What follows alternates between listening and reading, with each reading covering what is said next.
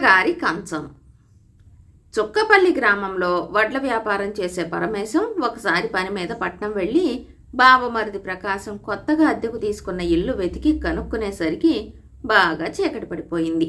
ప్రకాశం ఆ మధ్యనే పెళ్లి చేసుకుని కాస్త సౌకర్యంగా ఉండే ఇల్లు దొరకగానే భార్య భాగ్యాన్ని కాపురానికి తీసుకొచ్చాడు. పట్నంలో పరమేశానికి 4 రోజులు పని ఉంది.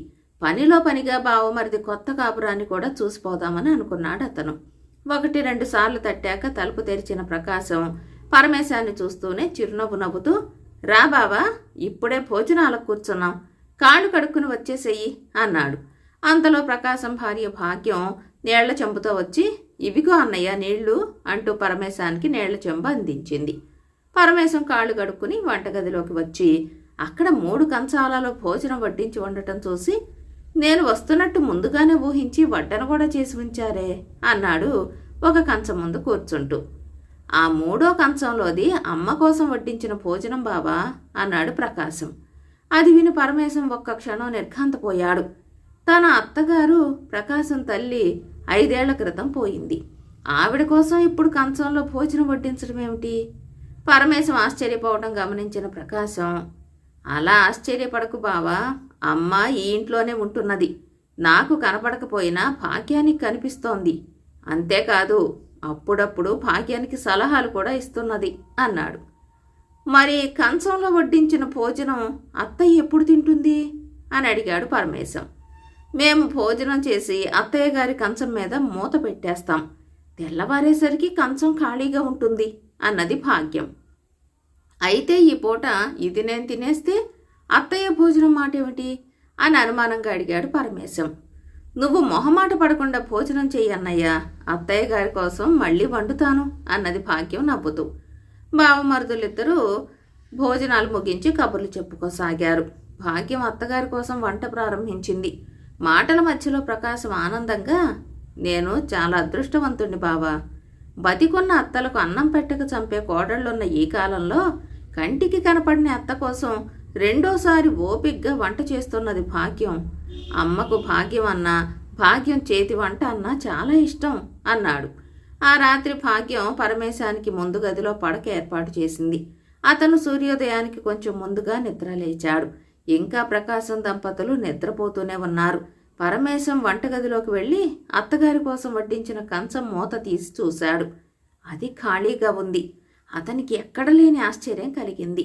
పరమేశం ఆనాటి సాయంత్రం పని చూసుకుని ఇంటికి తిరిగి వస్తూ ఉండగా ప్రకాశం భాగ్యం దారిలో ఎదురయ్యారు. ప్రకాశం అతడితో, బావా, ఇంటి తాళం చెవి పక్క ఇంటి వాళ్ళని అడిగి తీసుకో, నీ దగ్గర ఒక 400 ఉంటే ఇవ్వు, జీతం లాగానే ఇచ్చేస్తాను అన్నాడు. పరమేశం అతనికి 400 రూపాయలు ఇచ్చాడు. ఆ రాత్రి దంపతులిద్దరూ ఇంటికి తిరిగి వచ్చారు. భాగ్యం చేతిలో ఒక కొత్త పట్టు చీర ఉంది. ఆమె గోడవారుగా ఉన్న కుర్చీ దగ్గరికి వెళ్ళి అక్కడ అత్తగారు కూర్చుని ఉన్నట్టుగా, ఇదిగో అత్తయ్య, మీరు చెప్పినట్టే నీలం పట్టు చీర కొన్నాడు మీ అబ్బాయి, నచ్చిందా అంటూ చీర రంగు అంచు అన్నీ చూపింది.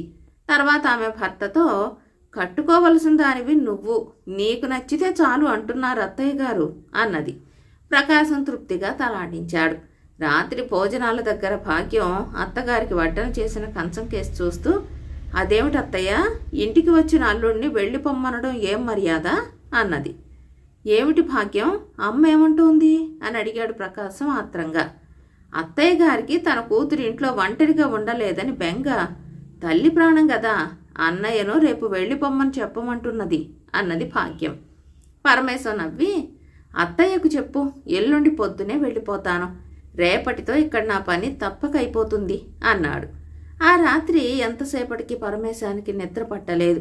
ఒక రాత్రి వేళ మంచినీళ్ళ కోసం వంటగదికేసి వెళ్ళి అక్కడి దృశ్యం చూసి నిర్ఘాంతపోయాడు. అంతకుముందు తమతో పాటు భోజనం చేసిన భాగ్యం అత్తగారికని వడ్డించిన కంచం ముందు కూర్చుని ఆపగా మళ్లీ భోజనం చేస్తోంది. పరమేశం చప్పున వెనుదిరిగి వచ్చేశాడు. మర్నాటి రాత్రి భోజనాల దగ్గర కూర్చున్న పరమేశం చప్పున పీట మీద నుంచి లేచి వాకిటికేసి చూస్తూ, నువ్వా మామయ్య, రా రా అన్నాడు ఆశ్చర్యంగా. ప్రకాశం తల తిప్పి పరమేశం చూస్తున్న వైపు చూసి, ఎవరొచ్చారు బాబా, ఎవరు కనిపించడం లేదే అన్నాడు. నీకు కనిపించడం లేదా? 6 ఏళ్ల క్రితం పోయినా మీ నాన్న వచ్చాడు అన్నాడు పరమేశం. ఆ తర్వాత పరమేశం తన కంచం ముందు కూర్చుంటూ, కూర్చో మావయ్య, నీకోసం మరొక కంచంలో వడ్డన చేయిస్తాను అన్నాడు.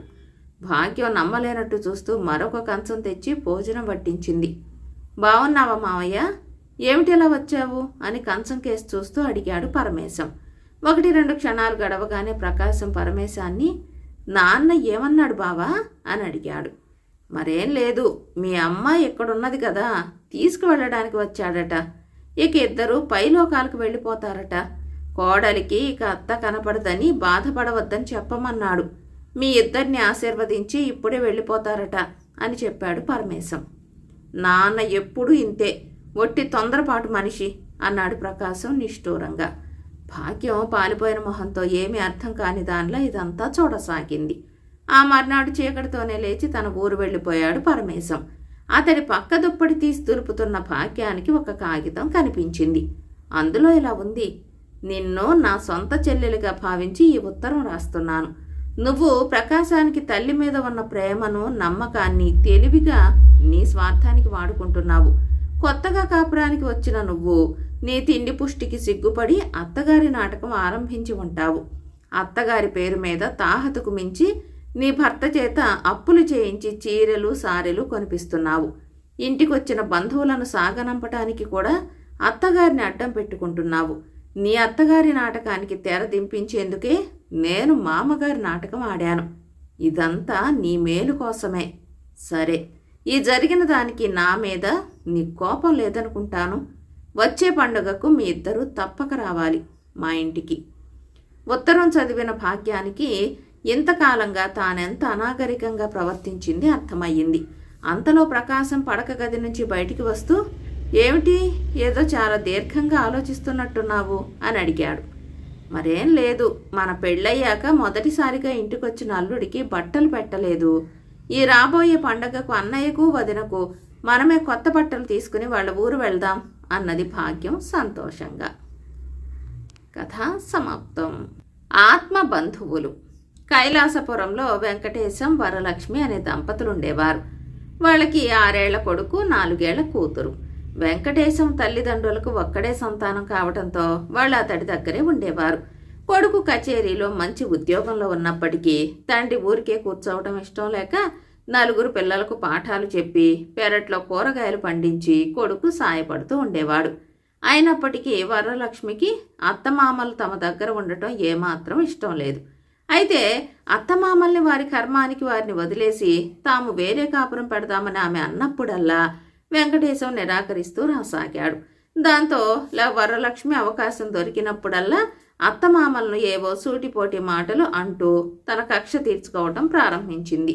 ఇలా ఉండగా వరలక్ష్మి చిన్న చెల్లెలు గిరిజకు కైలాసపురంలోనే ఉన్న చంద్రం అనే యువకుడితో వివాహమై ఆమె కైలాసపురం వచ్చింది. చెల్లెల్ని చూడటానికి వాళ్ళ ఇంటికి వెళ్ళిన వరలక్ష్మి ఆ మనుషుల్ని చూసి తెల్లబోయింది. 4 గదులున్న చిన్న ఇంట్లో గిరిజ, చంద్రం, అతని తల్లిదండ్రులు, పెళ్ళిడికొచ్చిన అతని చెల్లెలు, ఎదిగిన తమ్ముడు ఉంటున్నారు. వీళ్ళంతా కాక ఎప్పుడూ అనారోగ్యంగా ఉండే చంద్రం నాయనమ్మ ఒక మూల మంచంలో పడుకొని ఉంది. చంద్రం అతడి తండ్రి సంపాదిస్తున్నదే వాళ్ళకు ఆధారం. వరలక్ష్మిని చూసి గిరిజ అత్తగారు కామాక్షమ్మ సాదరంగా ఆహ్వానించి కూర్చోబెట్టి, మీ అత్తగారు మొన్న గుళ్ళో కనిపించి నీ గురించి అంతా చెప్పిందమ్మా. అత్తమామల్ని ఇలా ఆదరంగా చూసే కోడలు దొరకడం వాళ్ళ అదృష్టం. మా చంద్రానికి ఎటువంటి పిల్ల దొరుకుతుందో అని మేమందరం బెంగపడేవాళ్ళం. నిన్ను గురించి వింటుంటే నీ చెల్లెలు కూడా నీలాగే మమ్మల్ని ఆదరిస్తుందని నమ్మకం కలిగింది. గిరిజ కూడా నెమ్మదైన పిల్ల అంటూ మెచ్చుకుంది. తేరగా కూర్చోబెట్టి పెడుతుంటే అదృష్టం కాదు మరి అని మనసులోనే పళ్ళు నూరుకున్న వరలక్ష్మి వీలు చూసుకుని చెల్లెల్ని పెరట్లోకి లాక్కుపోయి, ఏమిటే ఈ సంత, నువ్వు కలకాలం వీళ్లను భరించవలసిందేనా అన్నది. అక్క మాటలకు ఆశ్చర్యపడుతూ గిరిజ, అదేమిటే అక్క అంటూ ఏదో చెప్పబోయింది. కానీ వరలక్ష్మి మధ్యలోనే ఆమెను కసురుతూ, చాలే తెలివి, పిల్లలు పుడితే ఎటు నీకు కావలసినంత ఓపిక, డబ్బు ఖర్చవుతాయి. అది చాలక ఈ అందరూ కూడానా? మరిది గారికి చెప్పి హాయిగా మీ మానాన్న మీరుండండి. నీకటు చాకరీ తప్పుతుంది, ఇటు మంచి చీరలు, నగలు కళ్ళ చూస్తావు అన్నది. గిరిజ ఈసారి అక్క మాటలకేమీ బదులివ్వకుండా ఊరుకుంది. కానీ వరలక్ష్మి మాటలకు ఆమె మనసులో ఏవేవో ఆలోచనలు, ఊహలు రేకెత్తాయి. కొద్ది రోజుల తర్వాత వరలక్ష్మి అత్త శాంతమ్మ అనారోగ్యంతో మంచం పట్టింది. ఆ కారణం వల్ల ఇంటి పనంతా ఒక్కతే చేసుకోవలసి వచ్చి కోపంతో రుసరుసలాడిపోతున్న వరలక్ష్మి అన్నం పెట్టమని వచ్చిన భర్త మీద విరుచుకుపడుతూ, నాకేం 10 చేతులు 10 కాళ్ళు లేవు, అసలే ఆ రోగిష్టి మనిషికి సేవ చేయలేక చస్తున్నాను, మనం వేరే పోదామంటే వినిపించుకోవు, ఈ చాకరీ అంతా చేయలేక నేను ఎప్పుడో హరి అంటాను, అప్పుడు నీ కళ్ళు చల్లబడతాయి అన్నది. ఆ మాటలు విని వెంకటేశం కోపంతో, వేరే పోదామో అని ఒకటే గోల చేస్తున్నావు, అందులో ఉండే కష్ట నష్టాలు నీకు అనుభవంతో గాని తెలిసిరావు, కానీ ఈవేళే వేరే ఇల్లు చూసి కాపురం పెట్టకపోతే నా పేరు వెంకటేశమే కాదు అంటూ విసురుగా వెళ్ళిపోయాడు. వెంకటేశం చెప్పినట్టే వారం తిరగకుండా వేరే ఇల్లు చూసి పెళ్ళాం పిల్లలతో కాపురం పెట్టాడు. అతడు చేరిన ఇల్లు 3 వాటాలుగా కట్టింది. మధ్య వాటా వెంకటేశానిది, కుడివైపు వాటా ఇంటి యజమానురాలిది. ఎడమవైపు వాటాలో మరొక కుటుంబం అద్దెకుంటోంది. వరలక్ష్మి ఎడమవైపు వాటాలో ఉంటున్న సుందరితోనూ ఇంటి యజమానురాలు మంగమ్మతోనూ స్నేహం చేసింది. వారం తిరగకుండానే వారి వారి కుటుంబ పరిస్థితులు అర్థం కాసాగాయి. మంగమ్మ మహా గయ్యాళి మనిషి. ఆమె నోటి ధాటికి తట్టుకోలేక ఆమె భర్తే దాసోహమని బతుకుతున్నాడు. వాళ్ళకి 2 కొడుకులు. వాళ్ళు సాక్షాత్తు రావణ కుంభకర్ణులు. వాళ్ళ అల్లరిని ఊళ్ళో వాళ్ళంతా ఏవగించుకుంటారు. కానీ మంగమ్మ మాత్రం మెచ్చుకుని వాళ్లను ముద్దు చేస్తుంది. ఏక సుందరికి ఇంచుమించు వరలక్ష్మి వయసే ఉంటుంది. నోట్లో నాలుక లేని సుందరి ఇంటెడు చాకిరి ఒక్కతే చేస్తుంది. అయినా ఆమెకు అత్తగారి సాధింపులు తిట్లు తప్పవు. మామగారు కూడా కోడల్ని సాధిస్తూనే ఉంటాడు. 2 నెలలు గడిచాయి. వరలక్ష్మి కొడుకు రాము నెమ్మదిగా మంగమ్మ కొడుకులతో స్నేహం మరికి బడి చదువు ఎగ్గొట్టి అల్లరి చిల్లరిగా తిరగసాగాడు. ఎన్నాళ్ళు వాడి చదువంతా వరలక్ష్మి మామగారు రామనాథం చూసుకునేవాడు. వాడు సాయంత్రాలు ఆటలకు వెళ్ళినా పొద్దుపోయేసరికి ఇంటికి వచ్చేలా ఆయనే చూసేవాడు.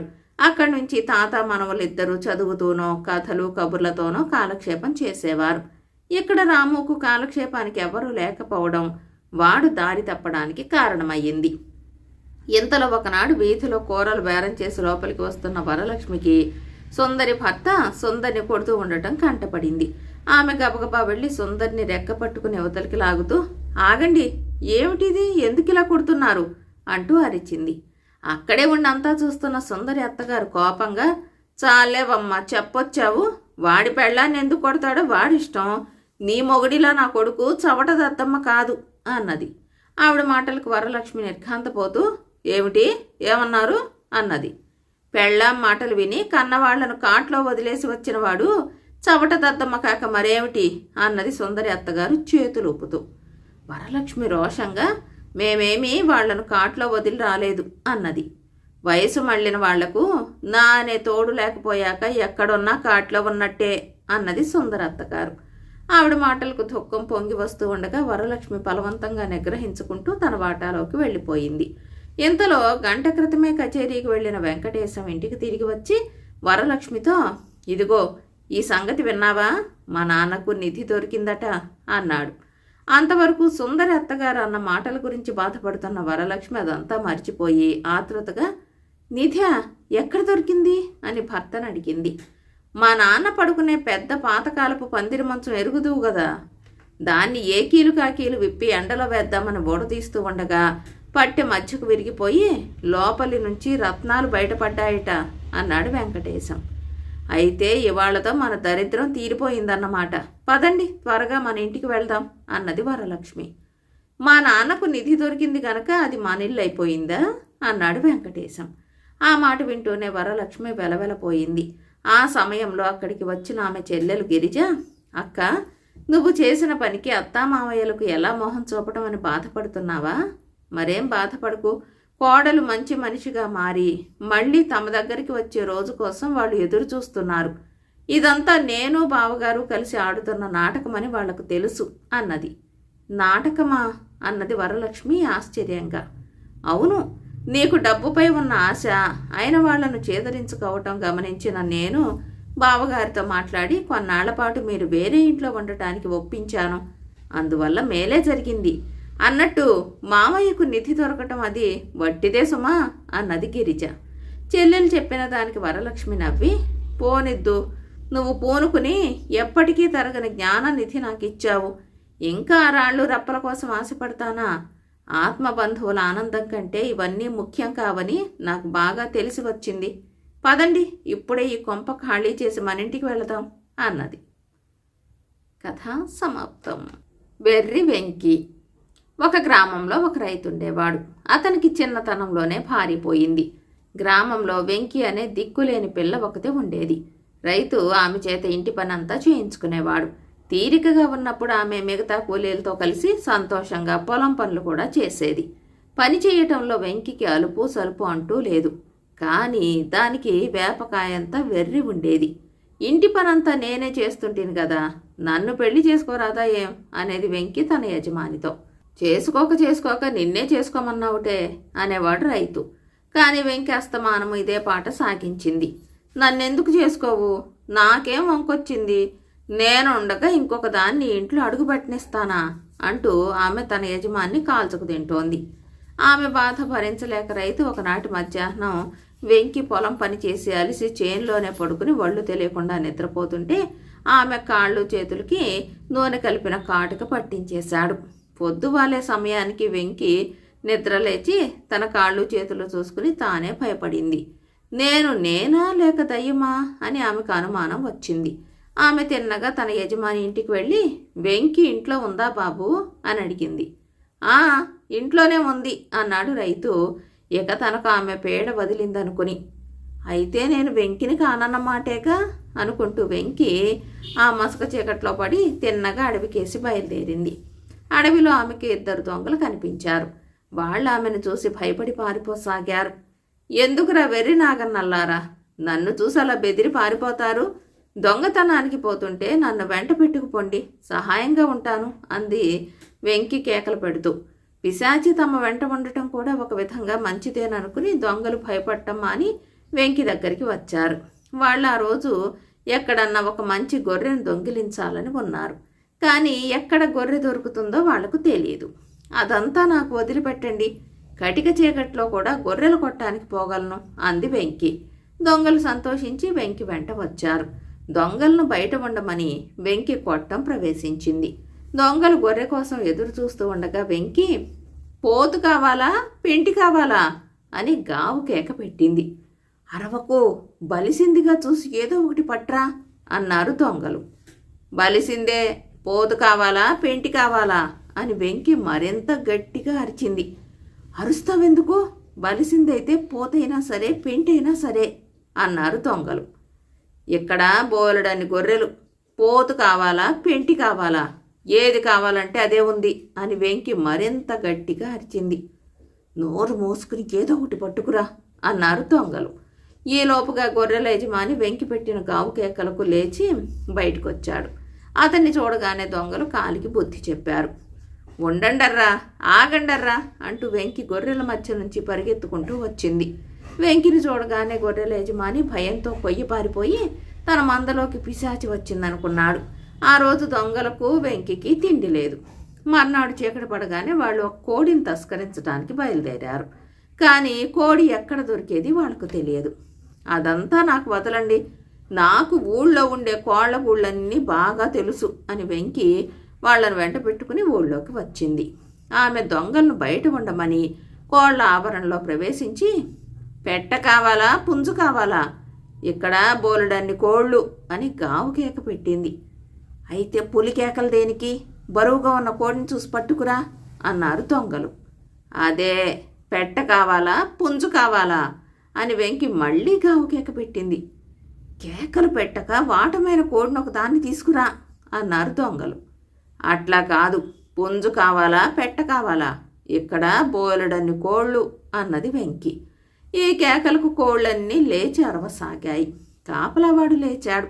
దొంగలు పరుగులు అంకించుకున్నారు.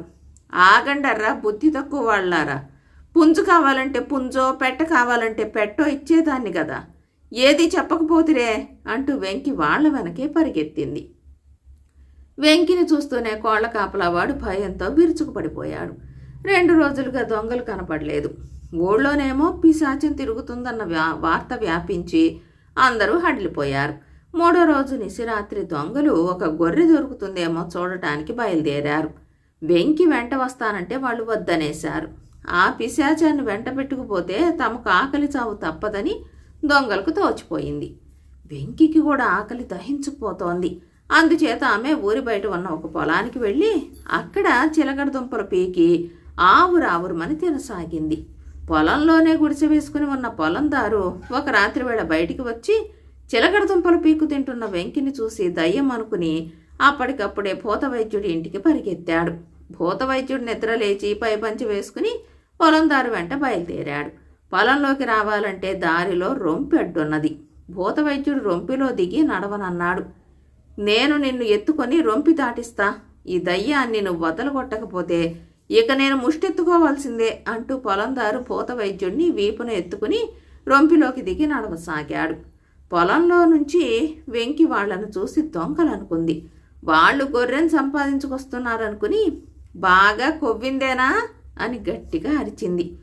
పొలందారు రక్తం గడ్డగట్టుకుపోయింది.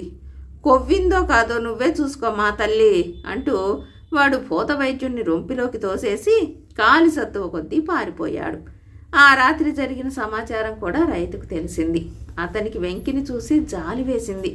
అందుచేత అతను ఆమె కోసం అంతటా వెతికి పట్టుకుని చక్కగా స్నానం చేయించి పురోహితుణ్ణి పిలిపించి తానే పెళ్లి చేసేసుకుని సుఖంగా ఉన్నాడు. కథ సమాప్తం. బేతాళ కథ. కార్యదక్షత. పట్టువదలని విక్రమార్కుడు చెట్టు వద్దకు తిరిగి వెళ్ళి చెట్టుపై నుంచి శవాన్ని దించి భుజాన వేసుకుని ఎప్పటిలాగే మౌనంగా శ్మశానం కేసి నడవసాగాడు.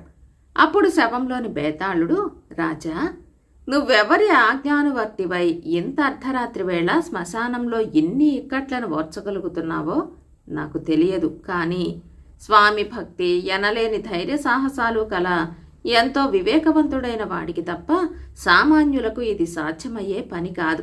అయితే ఒక్కొక్కసారి ఇంత కార్యదీక్ష గలవారు కూడా అవమానాల పాలై ఉన్న పదవిని కూడా కోల్పోతారు. ఇందుకు నిదర్శనంగా కేశవుడనే గూఢచారి నాయకుడి కథ చెబుతాను, శ్రమ తెలియకుండా విను అంటూ ఈ విధంగా చెప్పసాగాడు. గిరిపురం రాజైన ధూమకేతుడు చాలా క్రూరుడు, విపరీతమైన రాజ్యకాంక్ష కలవాడు. పొరుగున సర్వసంపదలతో తొలతూగుతున్న కాంభోజ రాజ్యాన్ని ఆక్రమించుకోవాలన్నది అతని తీరని కోరిక. అయితే ఆ రాజ్యం మీద దండెత్తి జయించడం తన శక్తికి మించిన పని అని అతనికి తెలుసు. ఈ పరిస్థితిలో ఒకసారి వనవిహారానికి వచ్చిన కాంభోజ రాకుమారి మదాలసను తన భటులను పంపి పట్టి తెప్పించి తన రాజ్యంలోని ఒక రహస్య స్థావరంలో బంధించాడు. తర్వాత అతను ఒక దూత ద్వారా కాంభోజరాజుకు, మీ కుమార్తె మదాలస మా అధీనంలో ఉంది, 10 లక్షల వరహాలు కప్పంగా పంపితే మీ కుమార్తెను పువ్వుల్లో పెట్టి తిరిగి పంపిస్తాం. చిన్న రాజ్యమని మా మీదికి దాడికి వస్తే మీ కుమార్తెను శవంగా మాత్రమే చూడగలరు అని వర్తమానం పంపాడు. వృద్ధ మంత్రి రాజుకు ధూమకేతుడి వర్తమానం గురించి మాత్రం చెప్పి దూతతో, మేము 1 నెలలోగా కప్పం పంపగలమని మీ రాజుతో చెప్పు అని దూతను సగౌరవంగా పంపేశాడు. ఇది చూసి రాజు కోపంగా, ఆ దుష్టుడు మనం ధనం పంపితే మాత్రం నా కుమార్తెను క్షేమంగా పంపగలడన్న నమ్మకం ఏమిటి అని అడిగాడు. ప్రభు, ఆ నీచుడికి మనం 1 చిల్లిగవ్వ కూడా పంపే ప్రసక్తి లేదు. కేవలం వ్యవధి కోసమే దూతతో నేను అలా చెప్పవలసి వచ్చింది అన్నాడు మంత్రి. రాజు కొంచెంసేపు ఆలోచించి, సరే ఇప్పుడేం చేయడం అన్నాడు ఏమీ పాలుపోక. అందుకు మంత్రి, స్వామి భక్తి పరాయణుడు సమర్థుడు అయిన గూఢచారినొకడిని పంపి రాకుమారి ఎక్కడ బంధితురాలై ఉన్నదో తెలుసుకుని విడిపించి తీసుకువచ్చే ప్రయత్నం చేద్దాం అన్నాడు. ఇందుకు సమర్థుడు గూఢచారుల నాయకుడైన కేశవవర్మ అని రాజు మంత్రి నిర్ణయించారు. ఆ మర్నాడు కేశవవర్మ 1 రాత్రి 1 పగలు ప్రయాణం చేసి గిరిపురం సరిహద్దులోని నదీ తీరాన్ని చేరాడు. అక్కడ ధూమకేతుడి సైనిక శిబిరం ఉంది. కేశవవర్మ బెస్తవాడి వేషంలో నది దాటి నగరం చేరి 1 వారం రోజుల పాటు రకరకాలుగా ప్రయత్నాలు చేసి చివరకు రాకుమారి నగరంలో లేదని, నదీ తీరంలోని ఒకానొక అడవిలోని పాడుబడ్డ కోటలో బంధితురాలై ఉన్నదని తెలుసుకోగలిగాడు. కేశవవర్మ 1 రాత్రి వేళ అడవిలోని కోట ప్రాంతం చేరి చెట్ల చాటున దాక్కుని కోట పరిసరాలను పరిశీలిస్తూ ఉండగా హఠాత్తుగా వెనక నుంచి అతని తలపై గట్టి దెబ్బ పడింది. కేశవవర్మ గిరుక్కున వెనుతిరిగి చూశాడు. సైనికుడొకడు ఒక చేతిలో కాగడా పట్టుకుని రెండవ చేతిలో ఉన్న కర్రతో మరొకసారి కొట్టబోయేంతలో అతను కత్తి దూసి వాడి గుండెల్లో పొడిచాడు. సైనికుడు కింద పడిపోతూ పెద్దగా అరిచాడు. ఆ అరుపు విన్న సైనికులు కోలాహలంగా అటుకేసి పరిగెత్తి రాసాగారు. వెంటనే కేశవవర్మ సైనికుడి చేతి నుంచి జారిపడిన కాగడా తీసుకుని కింద పడి ఉన్న ఎండుటాకులకు చెట్లకు నిప్పంటించి అప్పుడు రేగిన రణగొణ ధ్వనిలో తప్పించుకుని 4-5 రోజుల తర్వాత కాంభోజ నగరం చేరాడు. తల మీద బలమైన గాయంతో తనను చూడవచ్చిన కేశవవర్మ ద్వారా రాజు మంత్రి జరిగింది తెలుసుకుని చాలా విచారపడ్డారు. మర్నాడు కృతసేనుడనే యువ సైనికుడొకడు రాజదర్శనానికి వచ్చి తాను రాజకుమార్తెను బంధ విముక్తురాల్ని చేసి తేగలనని విన్నవించుకున్నాడు. అతడిపై రాజుకేమాత్రం నమ్మకం లేకపోయినా చేసేది లేక, సరే కేశవవర్మను కలుసుకుని అతని ద్వారా ఆ కోట ఉన్న ప్రాంతపు వివరాలు తెలుసుకుని వెళ్ళు అన్నాడు. క్షమించండి ప్రభు, నేను కేశవవర్మను కలుసుకోవడం వల్ల ప్రయోజనం ఏమీ ఉండదు అన్నాడు కృతసేనుడు. రాజు మంత్రి అతనికేసి ఆశ్చర్యంగా చూశారు. అప్పుడు అతను, ఇంత జరిగాక ధూమకేతుడు రాకుమారిని ఆ కోటలోనే ఉంచుతాడా అన్నాడు. ఇది విన్న తర్వాత రాజుకు మంత్రికి ఈ యువకుడు తెలివైన వాడన్న అభిప్రాయం కలిగింది. రాజు అతడితో, సరే అలాగే నీ ప్రయత్నమేదో నువ్వు చెయ్యి అని చెప్పాడు. 4 రోజుల తర్వాత కృతసేనుడు తిరిగి వచ్చాడు. రాకుమారి లేకుండా ఒంటరిగా వచ్చిన అతన్ని చూసి రాజు కోపంగా, ఏమో అనుకున్నాను, నువ్వు బుద్ధిహీనుడవే కాదు పిరికివాడివి కూడా అన్నాడు. దానికి వినయంగా కృతసేనుడు, క్షమించండి ప్రభు, కార్యం సాధించటం నా ఒక్కడి వల్ల కాదు. ధూమకేతుడు రాకుమారిని అడవిలోని కోట నుంచి తీసుకుపోయి మన సరిహద్దుల్లో ప్రవహించే నది సముద్రంలో కలిసే చోటగల లంకలో కట్టుదిట్టమైన సైనిక కాపలాతో బంధించాడు. ఆ లంకలో ప్రవేశించటం అంటే నేను రాకుమారి ఎక్కడ ఉన్నది తమకు తెలపకుండా మరణించటమే అవుతుంది అన్నాడు. రాజు విసుగ్గా, ఛీ ఇక వెళ్ళు అన్నాడు. వృద్ధమంత్రి రాజుతో కొంత సంప్రదించాక సేనానాయకుడికి కబురు పంపి అతను రాగానే సంగతి సందర్భాలు వివరించి నదిలో ఉన్న ఆ చిన్న లంకను ముట్టడించి రాకుమారిని రక్షించటం సాధ్యమా అని ప్రశ్నించాడు. అందుకు సేనాని, సాధ్యమే మహామంత్రి. ధూమకేతుడికి అనుమానం కలగకుండా ఒక 100 మంది మెరికల్లాంటి సైనికులకు బెస్తవాళ్ల వేషాలు వేసి నదిలో ప్రయాణించి ఆ లంకను సునాయాసంగా చుట్టుముట్టి రాకుమారిని క్షేమంగా తీసుకురాగలను అన్నాడు. సరే, నీ ప్రయత్నం ఫలించగానే మాకు కబురు పంపు. మేము వెంటనే సైన్యంతో వెళ్లి గిరిపురాన్ని ముట్టడించి ధూమకేతుణ్ణి హతమార్చగలం అన్నాడు వృద్ధమంత్రి. ఈ విధంగా వృద్ధమంత్రి వ్యూహం విజయవంతమయ్యింది. గిరిపురం కోట కాంభోజి సైన్యాల వశమయ్యింది. ధూమకేతుడు బందీగా చిక్కాడు. విజయోత్సవం నాడు రాజు మంత్రితో, మహామంత్రి, ఈ ఆనంద సమయంలో మనం కేశవవర్మను సన్మానించటం ఉచితంగా ఉంటుందనుకుంటున్నాను అన్నాడు. వృద్ధమంత్రి వెంటనే, మహారాజా, సన్మానానికి అర్హుడు కేశవవర్మ కాదు, కృతసేనుడు అన్నాడు. రాజు కొద్దిసేపు ఆలోచించి, మీరన్నది నిజం అని కృతసేనుణ్ణి ఘనంగా సన్మానించటమే కాక కేశవవర్మను గూఢచార్ల నాయకత్వం నుంచి తొలగించి ఆ పదవిని కృతసేనుడికి ఇచ్చాడు. బేతాళుడి కథ చెప్పి, రాజా, కాంభోజరాజు మంత్రి మాట విని ఎంతో సమర్థుడు స్వామి భక్తి పరాయణుడు అయిన కేశవవర్మను సన్మానించకపోగా అతన్ని పదవీచ్యుతుణ్ణి చేయటం కూడా అన్యాయం కాదా? పిరికివాడని తానే నిందించిన కృతసేనుణ్ణి సన్మానించటమే కాక అతన్ని ఎంతో బాధ్యతతో కూడిన గూఢచార్ల నాయకుడిగా నియమించటం ఎలా న్యాయం అనిపించుకుంటుంది? ఈ సందేహాలకు సమాధానం తెలిసి కూడా చెప్పకపోయావో నీ తల పగిలిపోతుంది అన్నాడు. దానికి విక్రమార్కుడు, కేశవవర్మ సమర్థుడు స్వామి భక్తి పరాయణుడే కావచ్చు, కానీ అతడిది చాలా క్రోధ స్వభావం. ఆ క్రోధం వల్ల ఎంతటి వాడికైనా వివేకం నశిస్తుంది. తన ప్రాణం మీదికి వచ్చేసరికి అతను అడవినే తగులబెట్టాలన్న ప్రయత్నం చేశాడు. ఆ సమయంలో తానెవరినైతే రక్షించడానికి వచ్చాడో ఆ రాకుమారి అక్కడే ఉన్నదన్న సంగతి మర్చిపోయాడు. ఇందువల్ల కార్యసాధన జరక్కపోగా సమస్య మరింత జటిలమయ్యింది. ధూమకేతుడు రాకుమారిని మరొక రహస్య స్థావరానికి మార్చాడు. ఇది గ్రహించటం వల్లనే వివేకి అయిన కృతసేనుడు రాకుమారి ఎక్కడ ఉన్నది తెలుసుకుని తిరిగి వచ్చాడు.